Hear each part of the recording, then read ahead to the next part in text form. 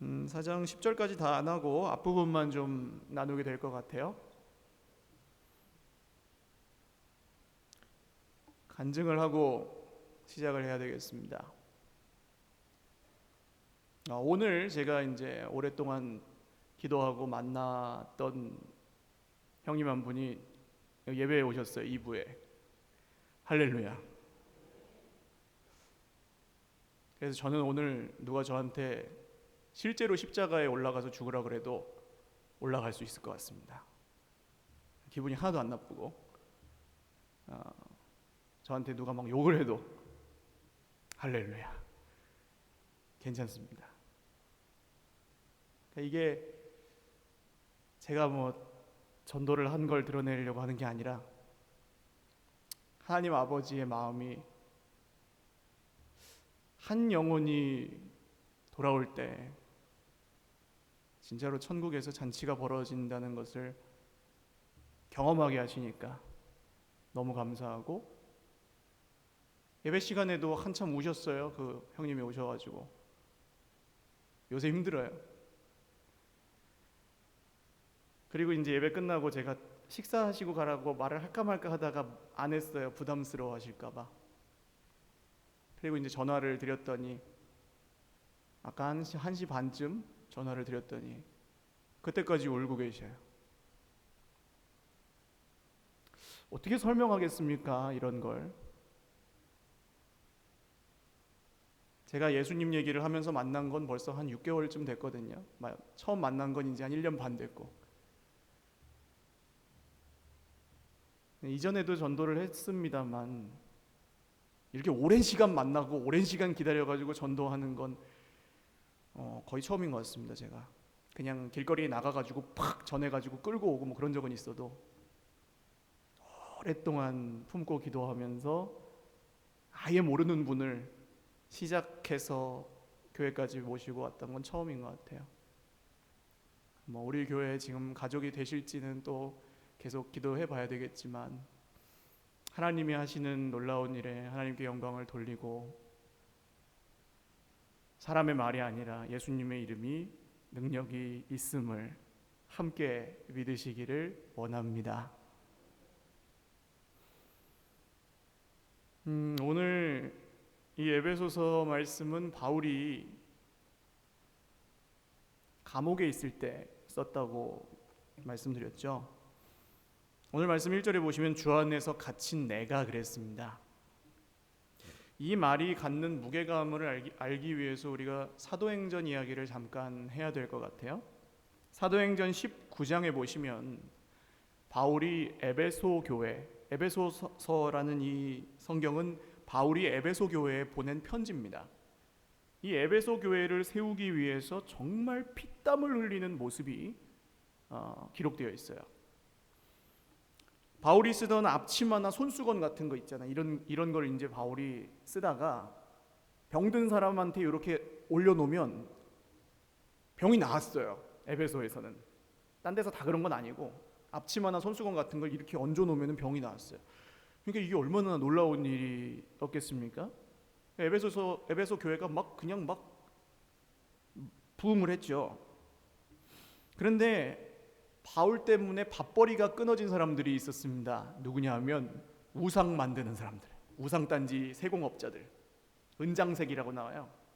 그러니까 은으로, 금으로 그 아르테미스라는 이 그리스 로마 신화의 여신, 전쟁의 여신은 아테나고 미의 여신이죠. 비너스, 아르테미스, 그 신상을 만드는 사람들은 밥벌이가 끊어지니까 폭동을 일으켰습니다. 아르테미스를 대적하는 바울은 우리의 적이다 그러면서 폭동을 일으켜서 바울을 죽이려고 하기도 하고, 바울이 죄가 없음이 밝혀지기는 했지만 결국 바울은 에베소를 떠날 수밖에 없었어요. 그리고 20장에 보시면 얼마 후에 바울이 이제 마지막 여행, 그 예루살렘과 로마를 거치는 마지막 여행 중에 다시 에베소를 들릴 일이 생겼는데, 에베소에 들어가지 않고 에베소 밖에 있는 밀레도라는 곳에서 에베소 교회의 장로들을 만나서 작별 인사를 하는 그런 장면이 나와요. 그때 바울이 하는 말이 뭐냐면, 성령이 바울에게 말씀하시기를 너 앞으로 갈 길은 고생길이다. 결박과 환난이 각 성마다 너를 기다리고 있을 것이다. 그런 말씀을 하셨다고. 실제로 어떤 사람이 예언하기를 바울이 가는 곳마다 이렇게 묶여 있을 거다 예언을 하잖아요. 쉽게 말하면 가면 이제 돌아오지 못하는 길이라는 그런 뜻이었습니다. 실제로 바울도 에베소 장로들에게 이제 다시는 여러분을 만나지 못할 것입니다 하고 인사를 해요. 그 유명한 그때 했던 말씀이 이 말씀인데, 내가 달려갈 길과 주 예수께 받은 사명 곧 하나님의 은혜의 복음을 증언하는 일을 마치려 하면은 나의 생명도 조금도 귀한 것으로 여기지 아니하노라. 그런 이야기를 합니다. 이게 이제 에베소 교회 사람들이 본 바울의 마지막 모습이었어요. 다 울면서 바울의 목을 끌어안고 입 맞추고 기도하고 축복하면서 보낼 수 없어요. 사실은 여러분, 제가 만약에 어디 지금 아마존에 가서 다시 돌아오지 않는다고 가면은 목사님 할렐루야 잘 다녀오세요 그러시겠어요? 그러시지 않을 거라 믿어요. 붙잡으실 거 아니에요. 가지 마세요. 저만 그렇게 생각하나요? 그래서 이제 바울을 보낼 수 없는 바울을 보냈는데 편지가 한 장 왔어요. 감옥에 갇혔다네. 그래서 이 재판을 기다리고 있다는 소식을 듣고 에베소 교회 사람들이 얼마나 마음이 아팠겠습니까? 그런데 바울이 오늘 1절에서 이렇게 말해요. 주 안에서 갇힌 내가. 감옥에 갇히는 게 얼마나 불편하겠어요. 바울이 갇혔던 감옥은 지하 감옥 그런 데는 아니었다고 추정합니다만 가택연금 상태라고 해도 불편해요. 잘못한 게 여러분, 저는 이상하게 지은 죄가 많아서 그런지 경찰 아저씨를 보면 심장이 떨려요. 운전하다가도 경찰 아저씨가 딱 서 있으면 이러면서 가요.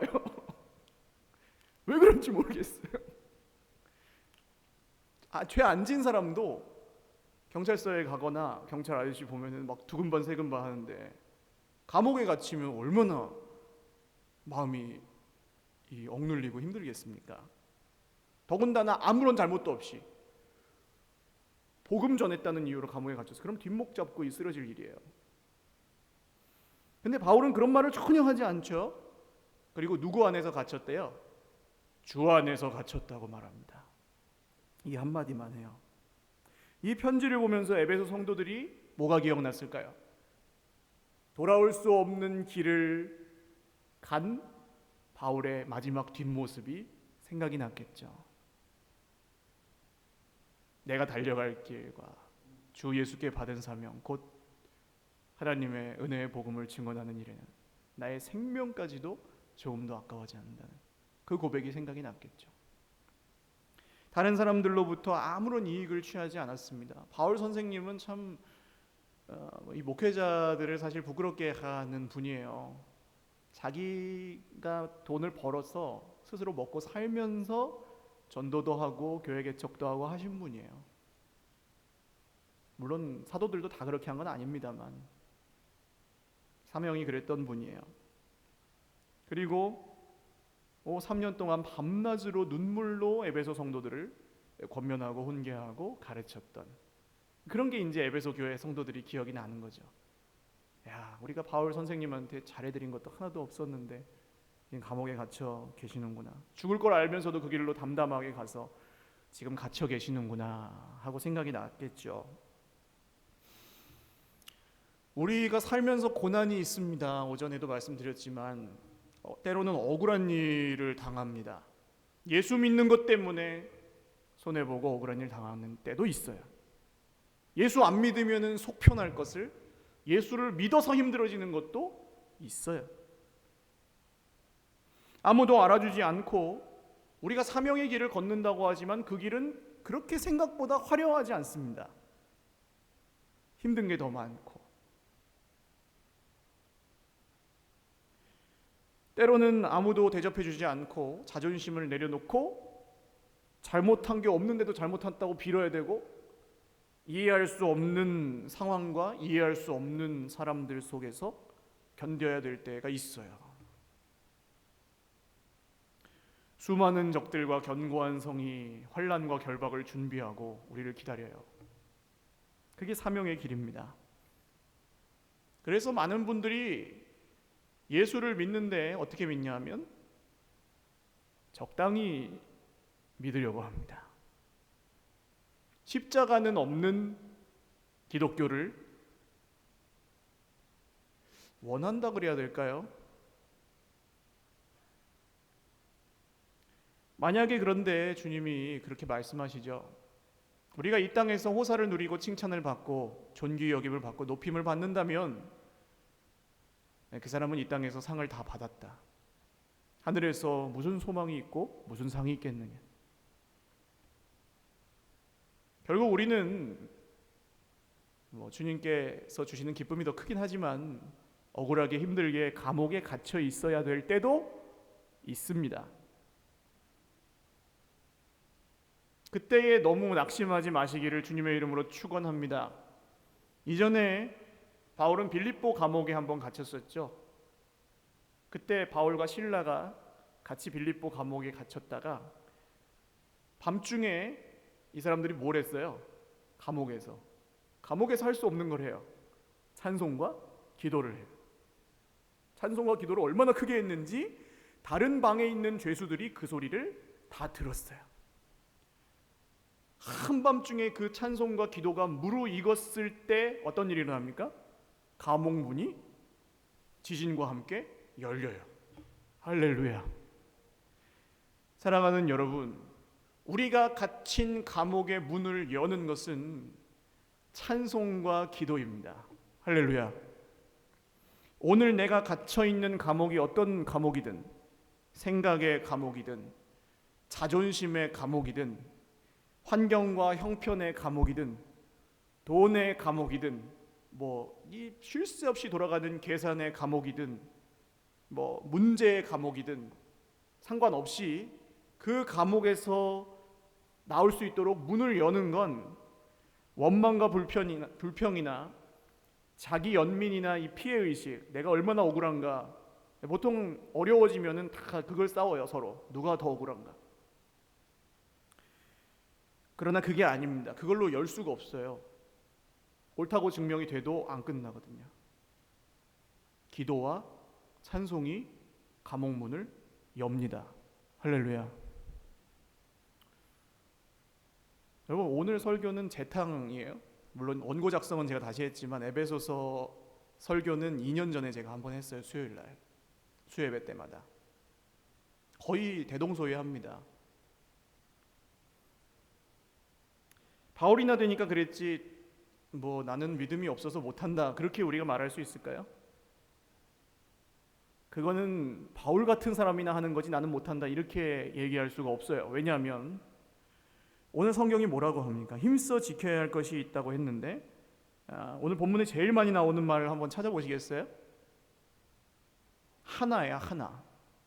4절과 5절을 한번 읽어보겠습니다. 시작. 몸이 하나요 성령도 한 분이시니 이와 같이 너희가 부르심의 한 소망 안에서 부르심을 받았느니라. 주도 한 분이시요 믿음도 하나요 세례도 하나요. 아멘. 하나. 몸이 하나고 성령이 한 분이세요. 교회도 한 교회고 우리 속에 계신 성령도 한 성령입니다. 두 성령이 아니에요. 그때 바울 사도와 함께 하셨던 성령과 오늘 주 예수 그리스도를 하나님의 아들로 믿는 내 안에 계시는 성령이 두 성령이 아니고 한 성령이십니다. 같은 능력의 성령이시고 같은 믿음의 성령이세요. 그래서 갈라디아서 2장 20절 말씀을 다 기억하시죠? 이제는 내가 그리스도와 함께 십자가에 못 박혔으니 그런즉 이제는 내 안에 내가 사는 것이 아니요 그리스도께서 사시는 것이라. 이제 내가 육체 가운데 사는 것은 나를 사랑하사 나를 위하여 자기 자신을 버리신 하나님의 아들을 믿는 믿음 안에서 사는 것이라. 할렐루야. 이 고백에 나오는 그리스도와 오늘 내가 믿는 그리스도가 다른 분이 아니라는 겁니다. 예수 그리스도는, 성령은, 믿음은, 소망은, 사랑은 시공간을 초월해서 어제나 오늘이나 동일하게 하나이십니다. 할렐루야. 그래서 성경이에요. 성경이 개정이 되지 않는 이유가 거기 있습니다. 이 계속 발전하지 않아요. 성경은 그냥 그 자리에 있어요. 말씀이 어제나 오늘이나 영원토록 주 예수 그리스도는 동일하시기 때문에 그분의 말씀도 동일하십니다. 저는 이걸 진짜 믿어요. 왜냐하면 안 믿을 수가 없어요. 여러분도 이 자리에 서보시면 믿으실 수밖에 없을 겁니다. 예배 자리에 오면 2명이 넘으면 생각이 다 달라요. 상황도 다 다르고 일주일 동안 살아온 역사도 다 다르고 연세도 다르고 형편도 다르고 관심사도 다르고 힘들어하는 문제도 다르고 다 달라요. 근데 설교는 한 사람이에요. 각 사람에게 이렇게 하면은 더 좋겠는데 맞춤으로. 근데 저는 그 모든 분들이 들으셔야 되는 말씀을 전해야 돼요. 그러니까 목사님 참 어렵겠다 이렇게 생각하실 수도 있는데 아니에요. 형편이 다르고 문제가 다르고 생긴 게 다르고 관심사가 다른데 와서 한 말씀을 듣는 분들이 다 내 말씀으로 듣더라는 거예요. 할렐루야. 그래서 저는 믿어요. 성령이 한 성령이라는 걸. 이거 설명을 못해요. 제가 설교를 잘하지 않아도 하나님이 한 성령이 내 말씀으로 듣게 하신다는 걸 바라건대 여기 서서 경험하실 분들이 있으시기를 정말 좋거든요. 성경이 말하는 하나됨입니다. 이게 성령 안에서 하나되게 하신 것. 이 하나됨 안에서 비로소 성도의 하나됨과 교회의 하나됨과 가정의 하나됨 다 마찬가지예요. 성령의 하나되게 하심을 따라 우리는 하나입니다. 옆에 계신 분들하고 한번 인사 나누시죠. 손을 딱 잡고 우리는 하나 인사하십시오. 이게 친하게 지내시라는 게 아니에요. 성령이 이미 하나되게 하셨어요. 사이가 안 좋을 수도 있고 때로는 다툴 수도 있습니다. 다르니까 부딪히기도 하죠. 결혼해 보시면 알잖아요. 결혼하실 때 첫눈에 반해가지고 저는 5개월 만에 결혼했거든요. 부부싸움을 했을까요? 안 했을까요? 여러분 저를 어떻게 보시고 했죠? 왜 안 해요? 그런 겁니다. 5개월 만에 그냥 불꽃이 튀어서 매일같이 만나서 결혼을 해도 부부싸움을 해야 안 해요? 해요. 저희 여기서 결혼했거든요. 요 자리에서, 요 밑에서 여기다가 성경을 올려놓고 둘이서 손을 딱 얹고 그러므로 사람이 부모를 떠나 한 몸을 이룰지니 하나님이 짝지어 주신 것을 사람이 나누지 못할지니라. 아멘. 신랑은 신부 모양을 점점점 사랑합니까? 네, 그랬어요 제가. 그때 기억나시는지 모르겠어요. 제가 음이탈을 했어요. 네, 그러더니 근데도 싸운단 말입니다. 하나님이 짝지어 주셨는데 제가 부부싸움을 많이 한다고 지금 말씀드린 게 아니에요. 그게 중요한 게 아니라 그렇게 사랑해도 다른 건 어쩔 수 없어요. 그러니까 이제 뭘 배웁니까? 다름을 사랑하는 법을 배워요. 교회 안에서 일어난 일입니다. 우리의 뿌리를 기억해야 됩니다. 2절에 보시면 모든 겸손과 온유로 하고 오래 참음으로 사랑 가운데서 서로 뭐 하라고 되어 있죠? 용납이에요. 용납이 뭘까요? 용서랑 조금 달라요. 용납은 받아들이는 겁니다. 용서는 바뀌어가지고 오면은 받아주는 거예요. 좀 다르죠?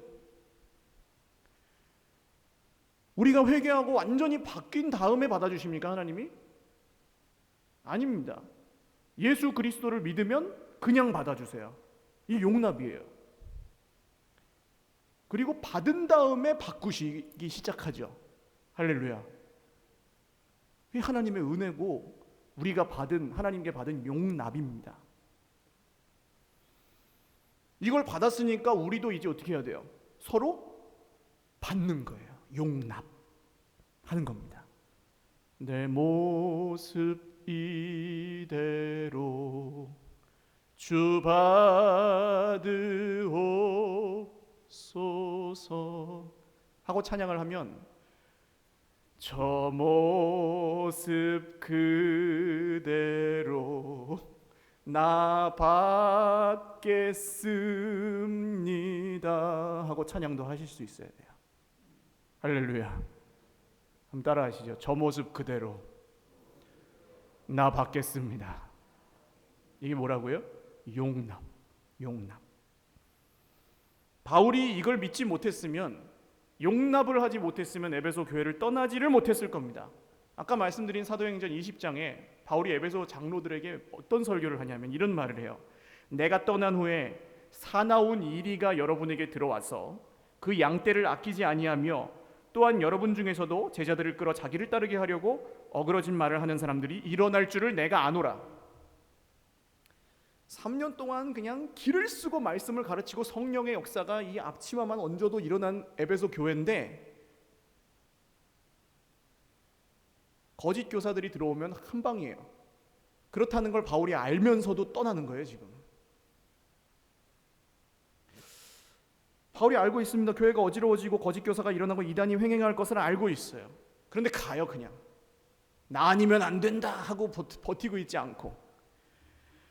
뭘 믿고 이렇게 갈 수 있습니까?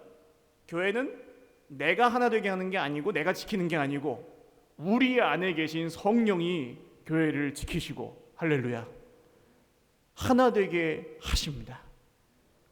이 확신이 바울 안에 있었기 때문에 온전히 맡길 수 있는 거예요. 때로는 우리 교회 안에도 부족한 사람들이 있을 수 있습니다. 저도 부족하고요. 문제가 생길 때도 있죠. 그러나 그 사람이나 문제 때문에 교회가 망하지 않습니다. 할렐루야. 이게 여러분, 오히려 그런 마음이 생길 때, 공동체가 성령의 충만을 잃어버리고 하나 되게 하심을 막 잃어버릴 때 교회가 어려움을 겪어요. 이게 2년 전 설교이기 때문에 제가 여기다가 세월호 사건 얘기를 좀 적었거든요.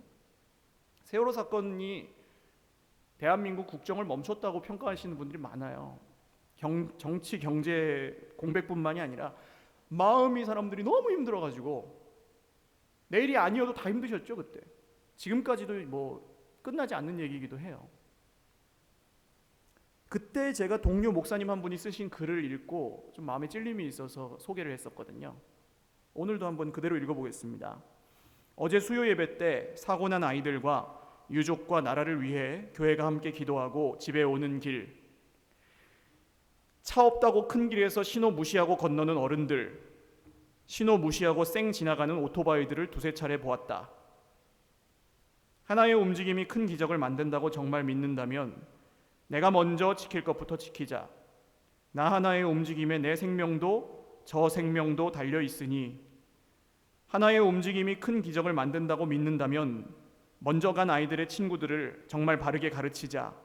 삶의 기술이 아니라 삶의 철학을 가르치자. 아무것도 해줄 수 없다고 생각하던 어른 아닌 어른이 굳게 다짐해본 아침이다.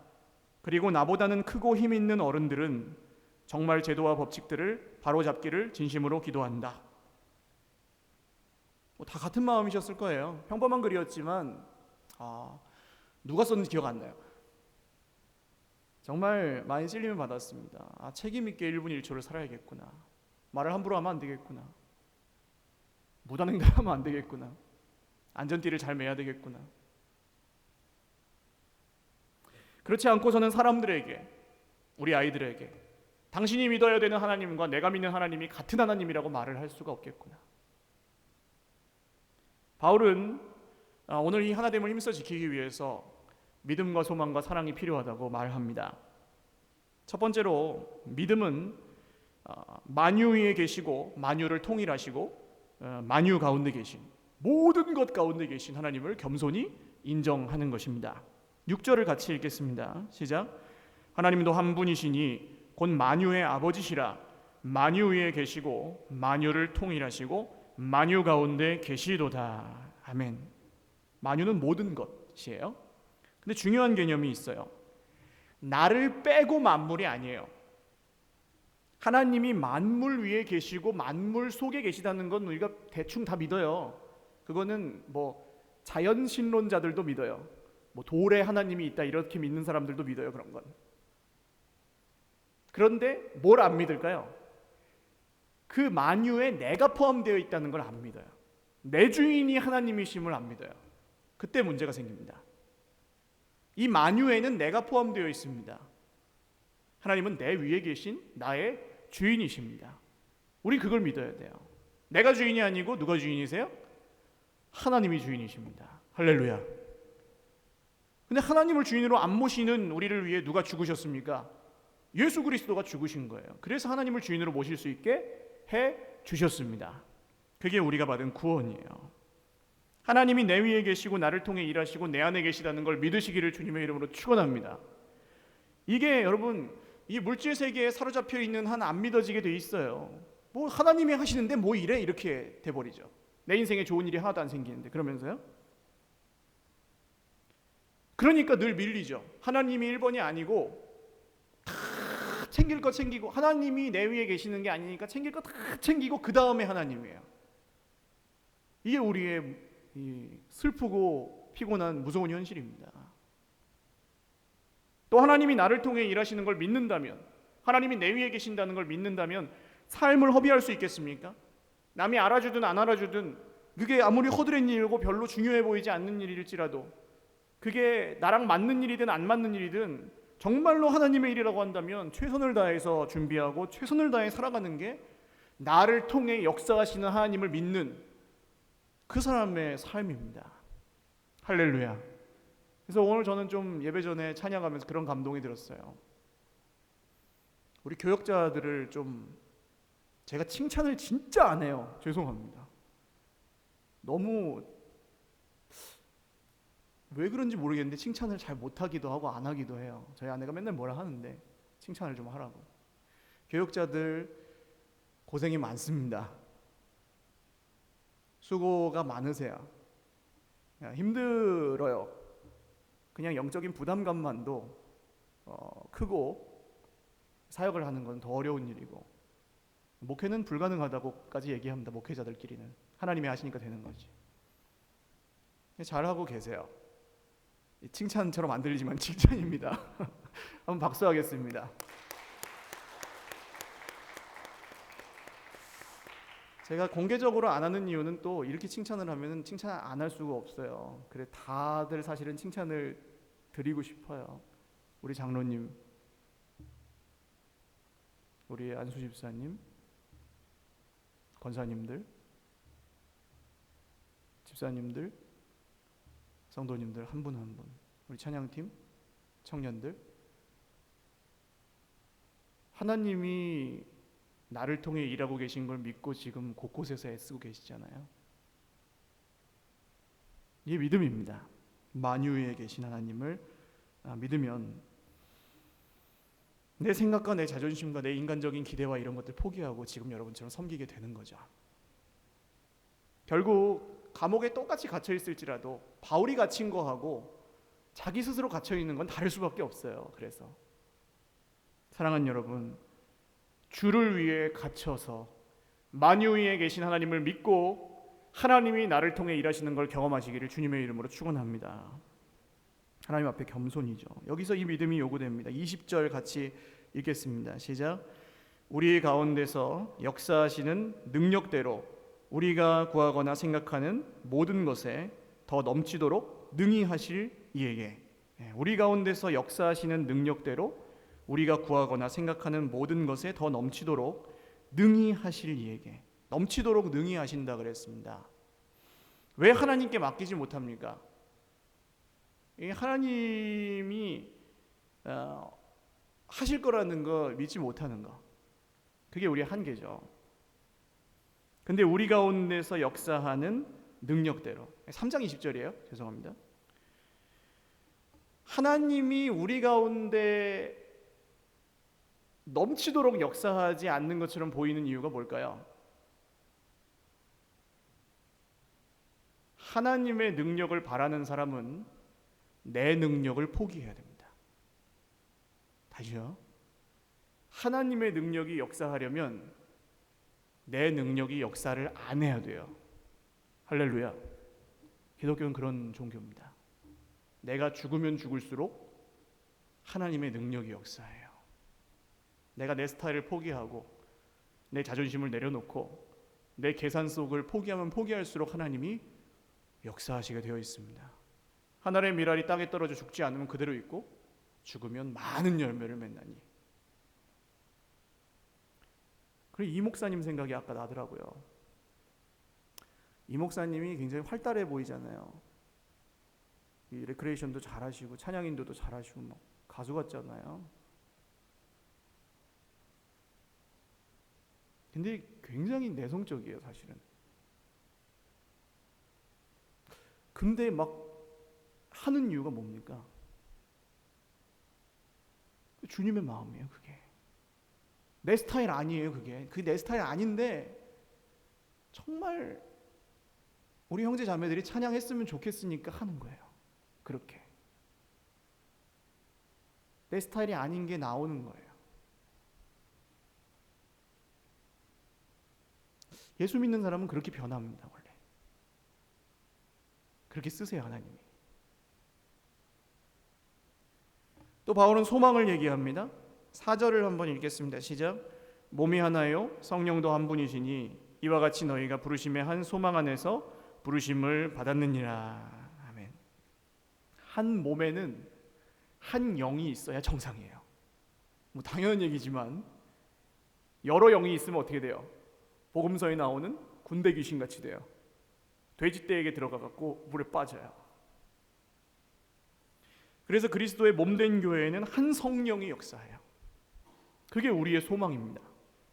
우리를 부르신 하나님의 소망이고 우리 교회와 전 인생을 바라보시는 하나님의 소망이에요. 할렐루야. 하나님이 가장 기뻐하시는 게 뭘까요? 교회의 하나됨입니다. 그리고 모든 성도가 하나님의 부르신 소명에 따라서 눈은 눈, 손은 손, 심장은 심장, 그렇게 역할을 할 때 너희가 부르심을 받은 일에 합당하게 행하여 1절에 나오잖아요. 온 몸의 지체가 부르심을 받은 대로 합당하게 행하면 몸은 건강하게 되어 있습니다.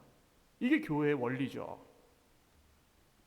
여러분, 우리 몸에서 가장 약한 게 뭘까요? 코털 중요하죠. 코털이 없으면 코로 미세먼지 다 들어가요.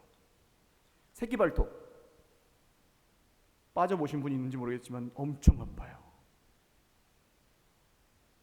그런데 코털이나 새끼발톱은 사실 누가 알아주지 않아요. 코털이 삐져나오면 막 그냥 뽑아요. 버려요. 새끼발톱 누가 알아주지 않는다고 만약에 새끼발톱이 도망갔어요. 그럼 아파요, 안 아파요? 아파요. 겉으로 드러나지 않는다고, 자, 심장 보여요, 안 보여요? 안 보이잖아요. 심장이 아무도 안 보는데 좀 쉴까? 그럼 어떻게 돼요? 그런 겁니다. 부르심의 한 소망은 너 혼자 다 하라는 게 아니에요. 슈퍼맨은 필요 없어요, 교회에. 코로 음식을 먹을 필요 없어요. 안 먹으면 돼요. 입이 없으면. 손으로 걸어 다닐 필요 없어요. 그렇게 하실 필요 없어요. 맡겨주신 대로 하면 돼요. 부르심의 사명대로. 바울도 이걸 알았기에 늘 동역자를 세우고 가는 곳마다 제자를 키우고 자기가 다 다스리지 않고 이곳저곳을 옮겨다니면서 교회를 세웁니다. 에베소 교회엔 들어가지도 않아요. 마지막엔 방해될까 봐. 사랑하는 여러분, 부르심의 한 소망 안에서 혼자 힘들어하지 마시고 함께 하나 되어 교회를 세우시기를 주님의 이름으로 축원합니다. 이 이제 믿음과 소망을 견고하게 하는 게 바울 사도가 말하는 사랑이에요. 순서가 좀 바뀌었습니다만 2절과 3절 같이 읽겠습니다. 시작. 모든 겸손과 온유로 하고 오래 참음으로 사랑 가운데서 서로 용납하고 평안에 매는 줄로 성령이 하나 되게 하신 것을 힘써 지키라. 아멘. 이게 없으면 믿음과 소망이 다 소용없어져요. 금요일 날도 말씀드렸죠. 믿음, 소망, 사랑은 같이 갑니다. 순종이라는 중심 아래서. 믿음, 소망, 사랑 중에 제일은 사랑인 거죠. 그래서 각 지체가 지체의 역할을 잘하면 돼요. 그거 다 모르지 않아요. 그런데 이럴 때가 있습니다. 제가 지난주에 장염에 걸렸어요. 요새 노로바이러스가 유행이라니까 조심하십시오. 근데 그냥 살짝 지나가서 뭐 많이 아프진 않았는데요. 목구멍에 음식물을 잘 못 넘기죠. 장염에 걸리면 안 먹혀요. 먹을 수는 있는데 배가 아프고. 자, 목으로 음식물을 넣지 못할 때, 입이 제 역할을 하지 못해서 밥을 못 먹을 때 어떻게 합니까? 코에다가 관을 집어넣죠. 병원에서 보면. 그래서 이 코를 통해서 영양제를 직접 위로 보냅니다. 하얀 그 수액 같은 걸. 근데 코가 그거는 입이 하는 거잖아 그러면서 막 관을 뱉어냈어요. 그럼 어떻게 될까요? 생명이 위험해집니다. 그러니까 모든 사람이 자기 역할만 잘해도 되지만 이걸 사랑 가운데서 하지 않으면 안 된다는 거예요. 입이 가끔 못할 때는 코가 해주는 거예요. 우리 생각대로 잘 안 되고 잘 못하는 사람이 있어요. 근데 못하는 걸 못한다 그러면은 믿음과 소망이 견고해지지 않고 오히려 무너져요. 왜요? 사랑이 없어서. 그래서 기다리고 사랑해야 교회는 세워집니다. 여기서 그래서 강조되는 게 겸손과 온유와 오래 참. 겸손과 오래 참. 한번 따라하시죠. 겸손과 온유와 오래 참음. 겸손해서 문제가 되는 일은 없습니다. 할렐루야. 온유해서 문제가 되는 경우도 없어요. 저 사람은 너무 착해서 문제야. 착한 건 절대 문제가 되지 않아요. 그냥 착해서 죽을 정도로 착해도 하나님은 그걸 받으세요. 할렐루야. 물론 참는 것만이 능사는 아닙니다만 사랑 가운데서 서로 용납하라고 그랬죠. 서로 용납하면서 서로 받으면서 오래 참으면 공동체는 반드시 건강해지게 되어 있습니다.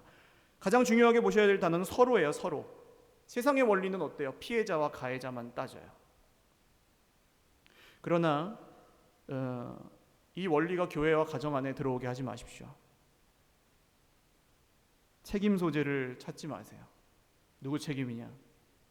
누가 잘못했냐? 정확한 기준과 어떤 신상 필벌이 있긴 있어야 됩니다. 뭐 그렇다고 막 진짜 진리에서 어긋난 걸 막 그냥 놔두면 안 되겠죠. 그러나 벌을 내린다고 해서 다 끝나지 않습니다. 회복을 위한 벌이 있어야죠. 결국 꼭 기억하셔야 될 말은 서로입니다. 서로. 오늘 진짜로 찾아보기 힘든 이 세상에서 서로 분별을 잘 해야 되는 게 각 지체의 역할을 넘어서지 않도록 코가 입의 역할까지 늘 하지 않아도 돼요.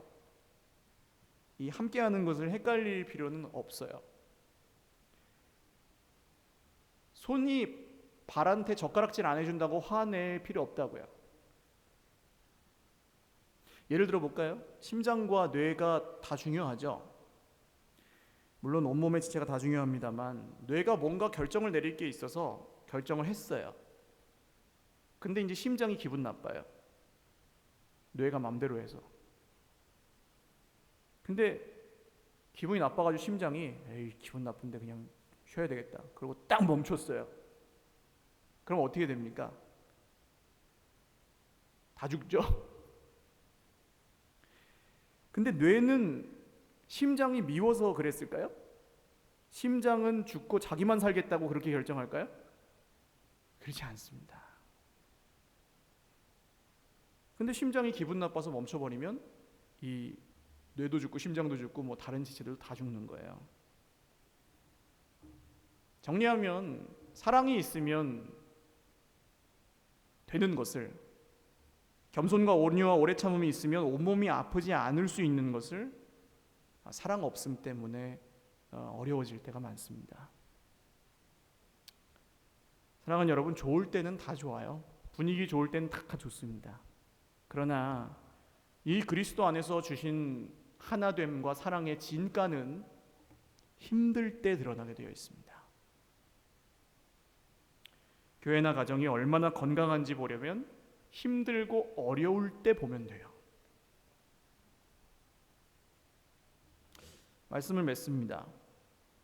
이 믿음과 소망과 사랑을 통해 지켜지는 것은 성령의 하나 되게 하심입니다.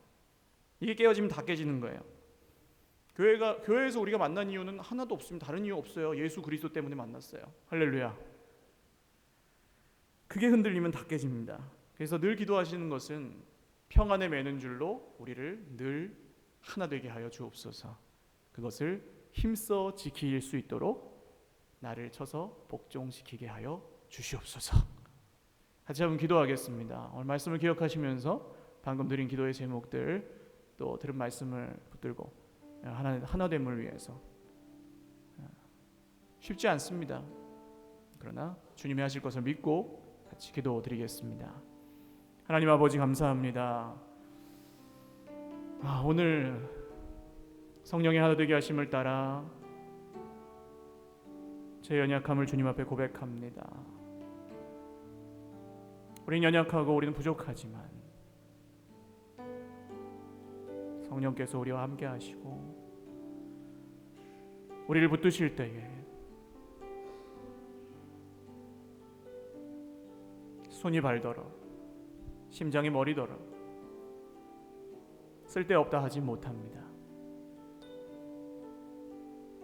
각자가 역할을 감당하지만 내 옆에 있는 지체가 못할 때는 믿음과 소망과 사랑 안에서 대신해 주기도 합니다. 잘하지 않는 지체가 있어도 때로는 기다려 주기도 하고 온몸이 자고 있을 때 심장은 쉬지 못합니다. 주님, 그것이 몸이고 그것이 교회인 것을 건강하게 뛸 수 있도록 건강하게 하나 될 수 있도록 주님이 지켜주시고 함께하여 주십시오. 말씀의 권능과 권위 아래서 성령의 하나 되게 하심을 힘써 지키고 화평하게 하여 주십시오. 주님, 하나님 하실 것입니다. 신뢰합니다. 의심하지 않겠습니다. 주님이 이루어 주실 것입니다. 인도하실 것입니다. 주님 붙드시고 함께하여 주십시오. 감사합니다. 주님. 하나님 아버지 감사합니다. 예수님이 머리고 교회는 몸입니다. 성령의 하나 되게 하심을 따라 우리를 하나 되게 하여 주셨습니다. 온 몸이 잘 때 심장과 간과 대장과 위장은 잠 못 잡니다. 그러나 억울해하지 않습니다. 손이 발더러 코가 입더러 쓸데없다고 말할 수 없습니다. 우리는 한 몸이기 때문에 그렇습니다. 때로는 기다려야 되고 때로는 가룟 유다를 사랑하신 예수님처럼 사랑해야 되고 때로는 모든 계산과 자존심과 생각을 내려놓고 가만히 엎드려 있어야 될 때도 있는데 바울 사도의 한 말씀, 주 안에서 갇힌 내가 너희를 위하여 권면하노니 모든 겸손과 온유와 오래 참음으로 서로 용납하라고 말씀하신 2000년 전에 말씀하신 이 진리가 오늘 우리 교회를 견고케 하시는 줄 아오니 말씀대로 순종하게 하시고 주님께서 이루시는 의와 화평의 열매를 받아 누리는 오늘도 내일도 더욱 견고해지는 서일 공동체가 될 수 있도록 성령이여 역사하여 주시옵소서. 감사하옵고 예수님의 이름으로 기도 올리옵나이다. 아멘. 우리 하나님께 박수로 영광 돌리겠습니다.